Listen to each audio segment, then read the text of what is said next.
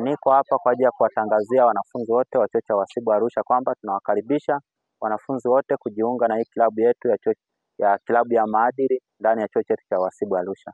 Kwa maana kwamba klabu hii imeletwa hapa chuoni kwetu kwa ajili ya kuendeleza maadili yetu kama vijana ambao tunatarajiwa kwamba tutakuwa viongozi wa kesho, tutakuja kuwa watumishi wa kesho ndani ya taasisi za umma. Kwa hiyo tunawakaribisha wanafunzi wote wa chuo cha uhasibu Arusha kujiunga na hii klabu yetu. La kwanza ni kuendeleza utamaduni au maadili yetu, kutengeneza wanafunzi kuwa watu waadilifu, kuwa watu wenye nidhamu nzuri, ili watakapokuwa wametoka hapo wakielekea hata katika taasisi au ndani ya maofisi, wao wametoka kwamba wakiwa wameiva, wakiwa na maadili ambayo ni mazuri ambayo yanatakiwa hata ndani ya ofisi. Klabu hii ya maadili, kama tunapojua kwamba maadili ndiyo kila kitu.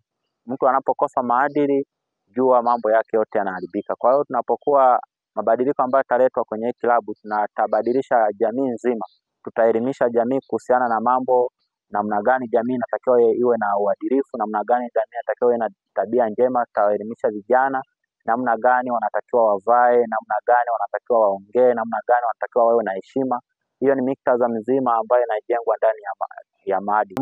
Ni muhimu sana, maana tunavyojua kwamba kama sisi vijana au kama wanachuo ambao unasoma ndani ya chuo, unatarajiwa kutoka hapa, unatarajiwa ukaajiriwe ndani ya ofisi, unatarajiwa ukawe kiongozi.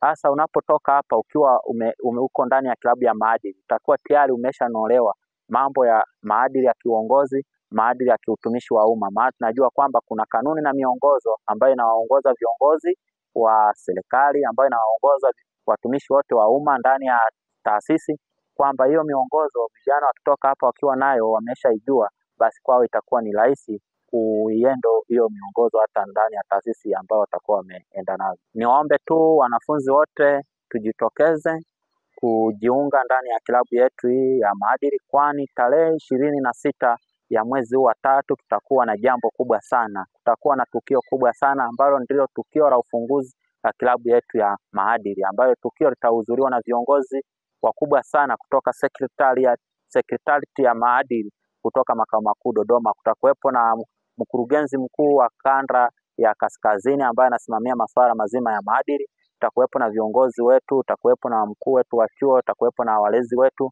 pia atakuwepo na rais wetu wa chuo Mheshimiwa Edwin Abieri Andolea pamoja na makamu wake na waziri mkuu, pia na uongozi mzima wa serikali ya wanafunzi tutakuwepo kwa ajili ya kushuhudia hili tukio la uzinduzi wa klabu hii ya maadili. Kwa hiyo tunawakaribisha sana wanafunzi wote wa chuo cha uhasibu Arusha.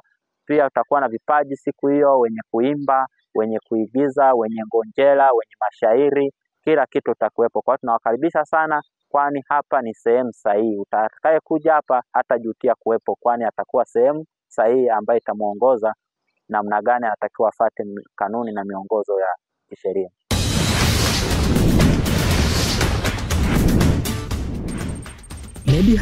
Medi Habari, sisi na wewe ni kitu kimoja.